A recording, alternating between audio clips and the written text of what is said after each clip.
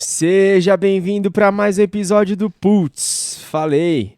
Eu sou Gabriel Polo e estarei com você até o final dessa jornada. Lembrando, não esquece de me seguir no Instagram, que é @Gabriel Polo. Lembrando novamente que Polo tem dois L's, então é P-O-L-L-O. Não esquece de compartilhar esse episódio, esse programa para pelo menos mais 3 pessoas e um grupo no WhatsApp. E amanhã, exatamente amanhã, terei um recado extremamente importante para você. Então, se eu fosse você, eu não perderia o recado. Quem esteve pelo meu Instagram zapeando ontem já sabe o que é. Mas para quem não foi, perdeu. Bom, mas vamos lá. Sem muito tempo a perder hoje, porque afinal hoje é uma quarta-feira, meio da semana. Eu sei que tem coisa acumulada para fazer, eu sei que tem aquela tarefinha chata que você tá postergando, enfim. Você vai resolver esse trem hoje. E hoje também é o dia da 17ª Lei do Poder, que é: mantenha os outros em um estado latente de terror. Cultive uma atmosfera de imprevisibilidade. Uau! Vamos lá botar o terror na terra. Ai, ai, vamos lá. Os homens são criaturas de hábito com uma necessidade insaciável de ver familiaridade nos atos alheios. A sua previsibilidade lhes dá um senso de controle. Vire a mesa. Seja deliberadamente imprevisível.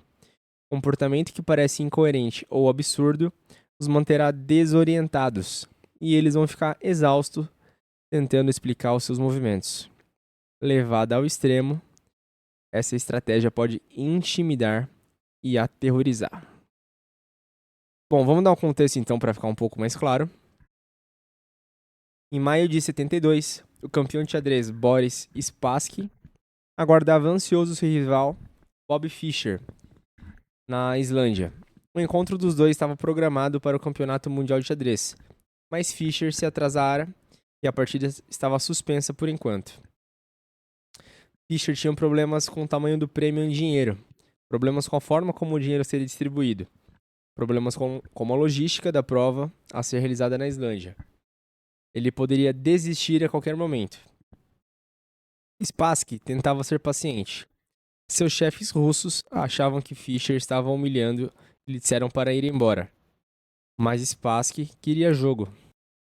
Ele sabia que poderia destruir Fischer, e nada ia estragar a maior vitória da sua carreira. Parece que todo o nosso trabalho vai dar em nada, Spassky contou a um camarada. Mas o que fazer? É a jogada de Fischer. Se ele vier, nós jogamos. Se não vier, não jogamos. O homem que está querendo se suicidar tem iniciativa. Fischer finalmente chegou e a Finlândia, mas os problemas, a ameaça de cancelamento continuaram. Ele não gostou do lugar onde se daria a competição, criticou a iluminação, se daria. Fechou-se do barulho das câmeras e até detestou as cadeiras em que ele e Spassky se sentariam. Agora, a União Soviética tomou a iniciativa e ameaçou retirar seu jogador. O blefe aparentemente funcionou. Depois de todas aquelas semanas de espera, depois de intermináveis e irritantes negociações, Fischer concordou em jogar. Todos ficaram aliviados. Ninguém mais do que Spassky. Mas no dia das apresentações oficiais, Fischer se atrasou muito. E no dia em que a competição do século deveria começar, ele se atrasou de novo. Desta vez, entretanto, as consequências seriam graves. Se ele se atrasasse demais, perderia como penalidade a primeira partida. O que estava acontecendo? Estaria ele fazendo algum jogo de nervos? Ou Bob Fischer estava simplesmente com medo de Boris Spassky? Os grandes mestres reunidos ali como Spassky começaram a achar que o garoto do Brooklyn estava sofrendo de uma terrível tremedeira. Às 5h09, Fischer apareceu. Exatamente 1 minuto antes de ser cancelado o jogo. A primeira partida do torneio de xadrez é crítica, porque é ela que dá o tom que vai acontecer nos meses seguintes. Costuma ser uma luta lenta e tranquila, com os dois jogadores se preparando para a guerra e tentando entender a estratégia um do outro. Esta partida foi diferente. Fischer fez uma jogada horrível logo no início. talvez a pior da sua carreira. Quando Spassky o encurralou, ele pareceu desistir. Mas Spassky sabia que Fischer jamais desistiria. Mesmo diante de um checkmate, ele lutava até o amargo fim, deixando o adversário exausto. Dessa vez, entretanto, ele parecia resignado. Então, de repente, ele surgiu com uma jogada ousada que deixou a sala em alvoroço. O movimento chocou Spassky, mas ele se recusou... Ele se recuperou e conseguiu vencer a partida. Mas ninguém conseguia entender o que Fischer estava querendo. Tinha perdido deliberadamente? Ou estava confuso, desconcertado? Até maluco, alguns pensaram. Depois da sua derrota do primeiro jogo, Fischer reclamou mais alto ainda na sala, das câmeras e tudo mais. Também não apareceu no segundo jogo. Dessa vez, os organizadores disseram basta, e ele foi multado. Ele já estava perdendo de 2-0, posição da qual ninguém saiu para vencer um campeonato de xadrez. Fischer estava nitidamente perturbado, mas no terceiro jogo, com todas as testemunhas se lembram, ele tinha uma expressão feroz no olhar, um ar que preocupou nitidamente Spassky. E apesar da cova que cavara para si mesmo, ele parecia extremamente confiante. Fez o que pareceu mais um grande disparate, como no primeiro jogo. Mas no seu ar arrogante, Spassky farejou uma armadilha. Apesar das desconfianças dos russos, e ele não conseguia imaginar que a armadilha era aquela e, sem ele nem perceber como, Fischer lhe deu um checkmate. De fato, as táticas um pouco ortodoxas de Fischer tinham deixado o adversário exasperado. No fim do jogo, Fischer deu um salto e saiu correndo, gritando para seus confederados e batendo com o punho na mão espalmada. Estou esmagando com força bruta. Nas partidas seguintes, Fischer fez jogadas que ninguém jamais o vira fazer antes. Movimentos que não eram do seu estilo. Spassky, então, começou a errar. Depois de perder a sexta partida, ele começou a chorar. Um grande mestre disse... Depois disso, Spassky deve se perguntar se é seguro para ele voltar para a Rússia. Depois do oitavo jogo, Bob Fischer estava hipnotizado. Ele decidiu não olhar Fischer nos olhos. Perdeu da mesma forma. Depois do 14º jogo, ele pediu uma reunião com a equipe e anunciou: estão tentando controlar minha mente. Ele queria saber se tinha alguma droga no suco de laranja que bebiam na mesa de xadrez. Talvez tivessem soprado no ar alguma substância química. Finalmente, Spassky acusou em público a equipe de Fischer de colocar alguma coisa na sua cadeira para perturbá-lo mentalmente. A KGB entrou em alerta. Boris Spassky estava deixando a União Soviética numa situação complicada. As cadeiras foram retiradas e examinadas com raio-x. Um químico não encontrou nada diferente nelas. De fato, só acharam 2 moscas mortas no equipamento de iluminação. Spassky começou a se queixar de alucinações. Tentou continuar jogando, mas sua mente estava confusa. Ele não poderia continuar.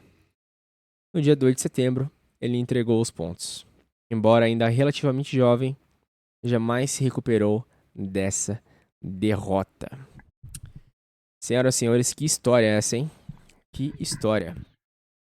O cara simplesmente entrou na cabeça do oponente dele pelo simples fato de não comparecer no horário correto e de deixar ele meio que em vantagem, ganhando. Depois ele simplesmente foi lá e quebrou o pau, quebrou a banca e quebrou a expectativa de todos eles. Ou seja, ele cultivou uma atmosfera de imprevisibilidade de uma maneira ímpar. Ele fez exatamente no final o que ninguém esperava que ele fizesse. O que foi fenomenal, foi muito top. Bom, vamos lá. Ou seja, nos jogos anteriores com Spassky, Fischer não tinha se saído bem. Spassky tinha uma incrível habilidade para entender e usar a estratégia do adversário contra ele mesmo. Adaptável e paciente, ele montava ataques que derrotariam não em 7 movimentos, mas em 70. Ele sempre derrotava Fischer, porque previa os movimentos com muita antecedência e porque era um brilhante psicólogo que jamais perdia o controle. Um mestre disse, ele não procura apenas o melhor movimento, ele procura o movimento que vai perturbar o homem com quem está jogando. Fischer, entretanto, finalmente compreendeu que esta era uma das chaves do sucesso de Spassky. Ele jogava com sua previsibilidade, derrotando-o com seu próprio jogo. O que Fischer fez no campeonato foi procurar tomar ele mesmo a iniciativa e manter Spassky desequilibrado. Nitidamente, a interminável espera teve seu efeito na psique de Spassky. Mais eficaz do que tudo, entretanto, foram os erros deliberados de Fischer e a sua aparência não ter uma estratégia clara. De fato, ele estava fazendo o possível para baralhar os seus antigos padrões, mesmo que isso significasse perder a primeira partida e ser eliminado da segunda. Spassky era conhecido por seu sangue frio e equilíbrio mental, mas pela primeira vez na vida ele não conseguiu entender o seu adversário. Foi lentamente desmoronando, até que no fim era ele que parecia maluco. O xadrez contém a essência da vida. Primeiro, porque para vencer você tem que ser extremamente paciente e previdente. E segundo, porque o jogo se baseia em padrões, sequências inteiras de movimentos que já foram feitos antes e continuarão sendo feitos, com ligeiras alterações em qualquer jogo. O adversário analisa os padrões que você está usando e aproveita para tentar prever os seus movimentos, não lhe dando nada de previsível em que basear a sua estratégia. Você consegue uma grande vantagem. No xadrez, como na vida, quando não consegue imaginar o que você está fazendo, as pessoas ficam em estado de terror, aguardando incertezas e muito confusas. Muito confusas. Uau, cara, adorei esse daqui, adorei. Bom, vamos lá para as considerações. Gente, nada mais aterrorizante do que o repentino e imprevisível. Por isso a gente teme tanto os terremotos e tornados, porque a gente não sabe, por exemplo, quando eles vão acontecer. E depois do primeiro, esperamos aterrorizados o segundo, em grau menor, e é assim que o comportamento humano imprevisível atua sobre nós. Os animais, por outro lado, eles têm um padrão fixo de comportamento, por isso é possível caçá-los e matá-los. Só o homem tem a capacidade de alterar conscientemente o comportamento, de improvisar e se livrar do peso da rotina e do hábito. Gente, o hábito é uma coisa que muda a vida. Você não ter e você ter ele consistentemente muda a vida. Inclusive, você ter hábitos constantes, ele pode ser uma ferramenta para que você se torne imprevisível. Como? Não fazendo o hábito. Se você já não tem hábito, as pessoas não esperam nada. Se você tem hábito e descumpre esse hábito, você se torna essa... Aliás, você adquire essa imprevisibilidade. Mas a maioria dos homens não percebe esse poder. Todo mundo prefere o conforto da rotina, da natureza animal, e os faz repetir sempre as mesmas ações compulsivamente várias vezes. É o poder do hábito, né? Agem assim pela lei do menor esforço e porque se enganam achando que, se não perturbarem ninguém, ninguém os perturbará. Compreenda. A pessoa com poder infunde um certo medo ao perturbar deliberadamente as pessoas à sua volta, mantendo a iniciativa do seu lado. Às vezes você precisa atacar de repente, deixar os outros tremendo, quando menos esperam por isso. É um artifício usado pelos poderosos há séculos. Filippo Maria, o último dos duques visconde de Milão, na Itália, no século XV, fazia conscientemente o contrário do que se esperava dele. Por exemplo, às vezes ele enchia de atenções um cortesão. E aí, quando o homem já estava começando a achar que ia ser promovido, de um momento para o outro ele passava a tratá-lo com maior desprezo. Confuso, o homem deixava a corte, mas o duque de repente se lembrava dele e voltava a tratá-lo bem. Duplamente confuso, o cortesão ficava imaginando que, se o duque não teria achado óbvia e ofensiva demais sua suposição que seria promovido, começava a se comportar como se não esperasse mais tal honra. O duque o repreenderia por falta de ambição e o mandaria embora. O segredo para lidar com Filippo era simples: não pretender saber o que ele quer, não tentar adivinhar o que lhe agrada, nunca forçar a sua vontade. simplesmente ceder à vontade dele. Depois, esperar para ver o que acontece. No meio da confusão e da incerteza gerada por ele, o Duque governava supremo, incontestável e em paz. A imprevisibilidade é com frequência a tática do mestre, mas o pobre diabo também pode usá-la com grande eficácia.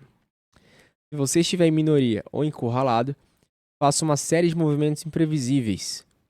Seus inimigos ficarão tão confusos que se retrairão ou cometerão um erro tático. Na primavera de 862, durante a Guerra Civil Americana, o general Stonewall Jackson, com um exército de 4.600 soldados confederados, estava atormentando os exércitos maiores da União no Vale de Shenandoah.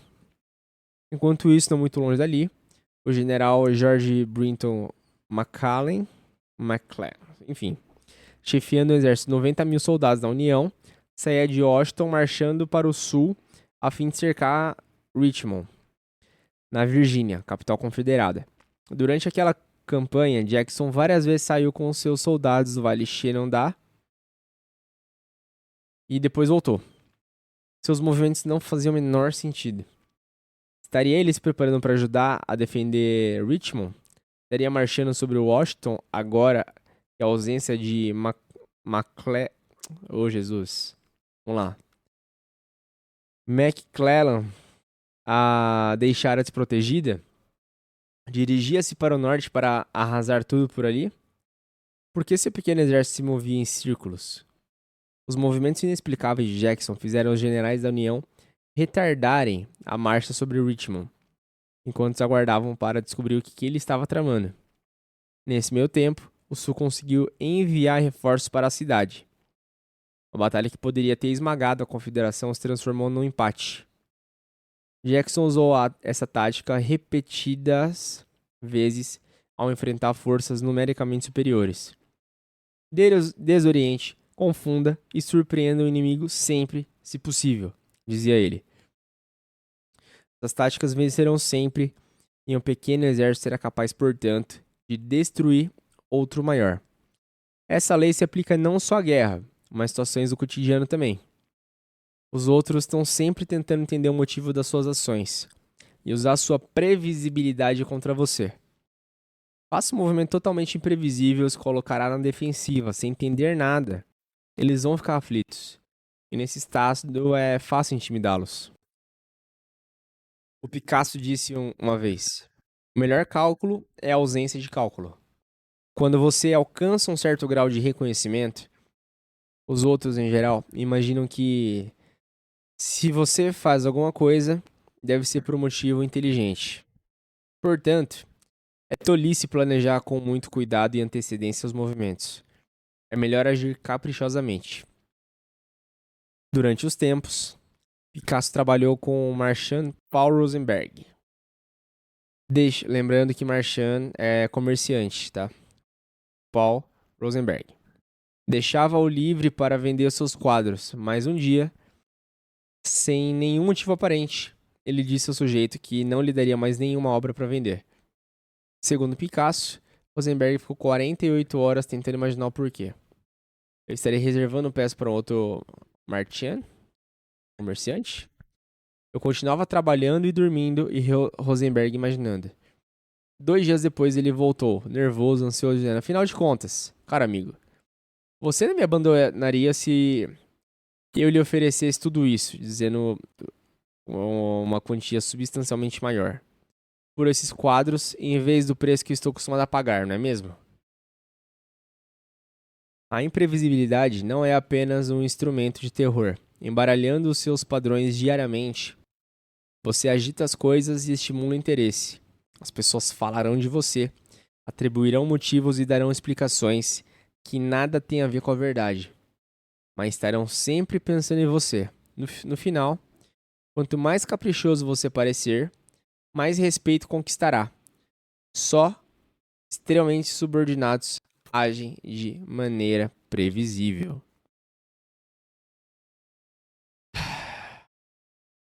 Gente, você tem que ser imprevisível, mas não tem que ser louco. Tem que ser imprevisível, mas não tem que ser louco. A gente fazer coisas que as pessoas realmente não esperam, na hora que elas não esperam, realmente pega de surpresa. E a gente toma controle total da situação, o que é muito bom. Só que a gente tem que saber aonde que o nosso calo aperta, né? Que também não adianta a gente querer meter o louco o tempo todo, porque a gente vai pagar de maluco o tempo todo. O pessoal vai falar, putz, esse cara aqui é doidão, mano. Não vamos nem falar com ele. Deixa ele quieto aí no canto dele que não dá certo, não. Então, assim, a gente tem que saber, tem que cavar uma previsibilidade, cavar uma sequência de hábitos. E aí, quando a gente precisar gerar uma causa, uma intenção, a gente usa esse estado latente. Por quê? Porque senão dá ruim pra gente e a gente acaba perdendo oportunidades. Acaba perdendo oportunidades. Por exemplo, no caso do Picasso. Ele quase perdeu um dos melhores vendedores dele. Se o cara, tipo, tivesse desencanado e falasse, então tá bom, então. Fica pro seu lado, que fica pro meu, se vira aí, tchau, vamos outra coisa.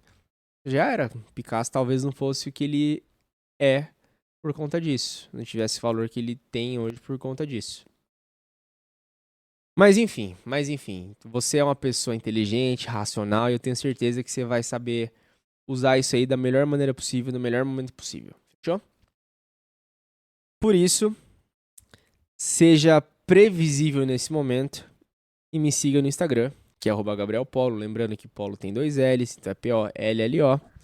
E amanhã eu tenho certeza que eu te pegarei no ato de imprevisibilidade, porque eu tenho certeza que você não espera, por isso que eu vou te convidar, te propor amanhã. Fechou?